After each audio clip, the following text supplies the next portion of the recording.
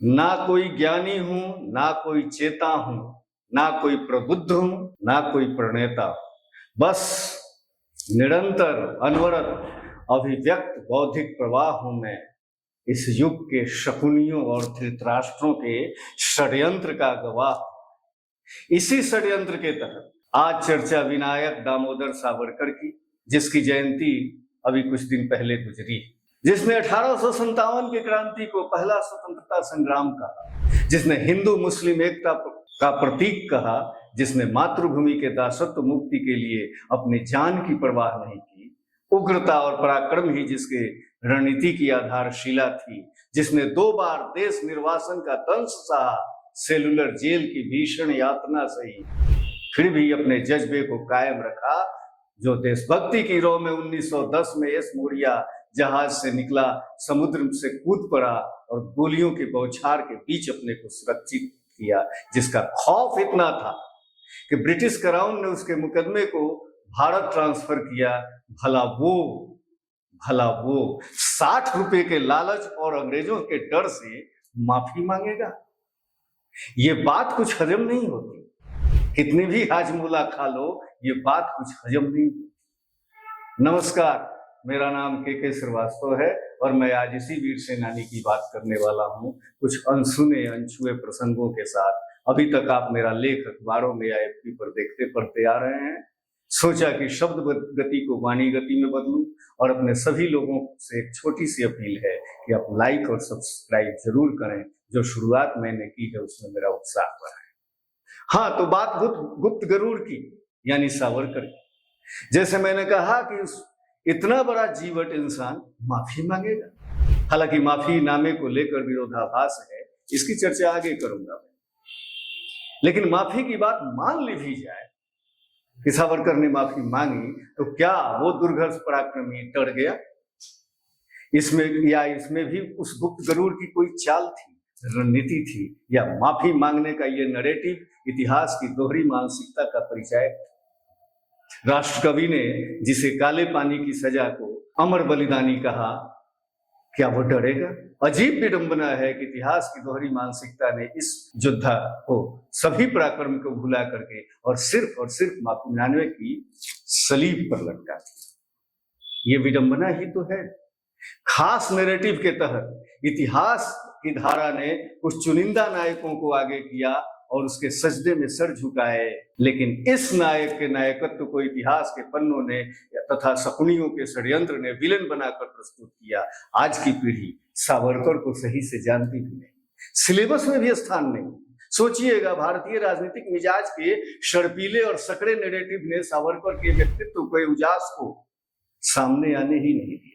शकुनियों के षड्यंत्र और धृतराष्ट्रों के अंधगति ने राजनीतिक मिजाज से गुप्त गरुड़ को बाहर ही कर दिया। एक तरह से सावरकर शायद पहले ऐसे लेखक होंगे जिसका सिलेबस में कोई स्थान नहीं है। भारतीय राजनीतिक मिजाज के शर्पीले और सकड़े नैरेटिव ने सावरकर के व्यक्तित्व के संपूर्ण उजास को सामने आने ही नहीं दिया। शकुनियों के कुटिल पासों और धृतराष्ट्र के अंधगति ने भारतीय राजनीति के विषाद से इस गुप्त गरुड़ को बाहर ही कर दिया। सावरकर शायद पहले ऐसे लेखक होंगे जिनकी पुस्तक 1857 का स्वतंत्र समर को प्रकाशन के पहले ही बैन कर दिया। ये पुस्तक तब के देशभक्तों के लिए गीता जैसी थी, मानो इसमें नटवर नागर कृष्ण ने अधर्म पर धर्म के विजय हेतु शस्त्र उठाने का आह्वान किया। बैन के बाद भी लोगों ने इसे हाथ से लिखकर जनमानस में वितरित किया। इसकी प्रेरणा से भगत सिंह, राजगुरु जैसे लोगों ने सावरकर से वैचारिक मतभेद के बाद भी इस पुस्तक की प्रशंसा की। सर्वविदित है, काले पानी की सजा बहुत यातनापूर्ण थी। पृथ्वी पर अगर कोई नर्क था तो वो सेलुलर जेल ही था। नारियल से तेल निकाले वाले कोल्हू को चलाना पड़ता था और एक ही फेर में सांस फूल जाती थी, बांह चढ़ जाती थी। मात्र 22 वर्ष का युवक सावरकर 4 फुट के चौकोर को बुन में डाल दिया गया था और जिसे सिर्फ खड़ा रह सकता था, हिलडुल नहीं सकता था। रोशनी गायब थी, कीड़े मकोड़ों का आतंक था, भीषण यातना का दौर। जरा सोचिएगा, आज जो माफी वीर चिल्लाते हैं वो अपने नायकों के इस इमेज का दोहन कर चटक चाशनी में जो सत्ता की मलाई खाते हैं। ईमान से सोचिए, इस खानदानी नायकों ने क्या ऐसी यातना सही है या सहने का मादा दिखाया है? तुमको तो जरा हमें भी बताइए। जिस माफीनामे पर इतना हल्ला मचाया जाता है, सोचिए वो एक सशर्त रिहाई प्रपत्र था और सुविधा सरकार से ही मिली थी कैदियों को। यह एक इकरारनामा था जिसमें सावरकर की स्वीकारोक्ति अनिवार्य थी। सावरकर ने इसी पर दस्तखत किया। कांग्रेस ने भी 1923 में सावरकर के रिहाई का एक प्रस्ताव पारित किया था और गांधी जी भी कहा था कि सावरकर को इसके लिए पिटीशन देना चाहिए। और ऐसा इकरारनामा सचिंद्र सन्याल जैसे कुछ अन्य कैदियों ने भी किया। इसमें गलत क्या था? इसमें गलत क्या था? ये तो सरकारी प्रावधान था। कोई क्रांतिकारी चाहता कि इस इकरारनामे का उपयोग करके वो इस यातना के संत्रास से निकले और अपना जीवन नर्क में व्यर्थ करने के बजाय देश सेवा में लगाए, अपनी योजनाओं का विस्तार करे। आप खुद सोचिए, क्या आप ऐसा नहीं चाहेंगे? क्या आप ऐसा नहीं चाहेंगे? जब आपको सरकार की तरफ से प्रावधान प्राप्त हो और आपको सिर्फ शक के आधार पर गिरफ्तार किया गया हो, आपकी संलिप्तता किसी अपराध में न हो, आप नहीं चाहेंगे? कोई चाहेगा? और माफी वीर चिल्लाने वालों, सरकार सावरकर क्या किसी घोटाले में कैदी थे? किस अपराध में गए थे? किस अपराध के लिए उन्हें यातना गृह में डाला गया था? सिर्फ मदन लाल ढींगरा ने जो हत्या की थी उसमें शामिल होने के शक के आधार पर सावरकर को कैद किया, जिसका कोई पुष्ट प्रमाण नहीं। आरोप तो ये भी लगता है कि बहुत लोग लगाते हैं, धारणाएं चलती हैं कि सावरकर विभाजनकारी थे। सावरकर विभाजनकारी, सोचिएगा, इसी सावरकर ने 1957 की क्रांति को हिंदू मुस्लिम एकता का प्रतीक कहा था और पहला स्वतंत्रता संग्राम था। हिंदू मुस्लिम एकता की बात उनके जहन में थी। फिर ऐसा क्या हुआ कि उनका हृदय परिवर्तन? क्या हिंदू महासभा के बीच खिलाफत आंदोलन के में नहीं छुपे हुए? मुस्लिम तुष्टीकरण से उपजी सुरक्षा के भाव ने हिंदू महासभा को स्वरूपित किया। ये घात का प्रतिघात था। जैसा मैं कहता हूं हमेशा, स्विंग के बदले रिवर्स। हृदय परिवर्तन की शुरुआत कहां से हुई, क्यों कर हुई, उस कालखंड में परिस्थिति क्या थी, प्रश्न तो बनता है। और जरा एक वानगी देखिए, एक बात विचार कीजिए, एक और बात सोचिए। जिस इकबाल ने ये लिखा कि सारे जहां से अच्छा हिंदुस्तान हमारा, हिंदी है हम वतन है हिंदुस्तान हमारा, उसी इकबाल ने बाद में ये भी लिखा, ए आबरूद गंगे उतरा तेरे किनारे, जब कारवां हमारा चीनो अरब हमारा, हिंदुस्तान हमारा, मुस्लिम है हम वतन है सारा जहां हमारा। या फिर जो मजा बाज के गर्म खून में है वो उसके परवाज में नहीं। लेकिन इकबाल को तो किसी ने गद्दार नहीं कहा। इकबाल को किसी ने गद्दार कहा नहीं। उल्टे उनके गीत आज भी आजादी दिवस पर गाए जाते हैं। फिर सावरकर के हिंदू वाचन का विरोध क्यों?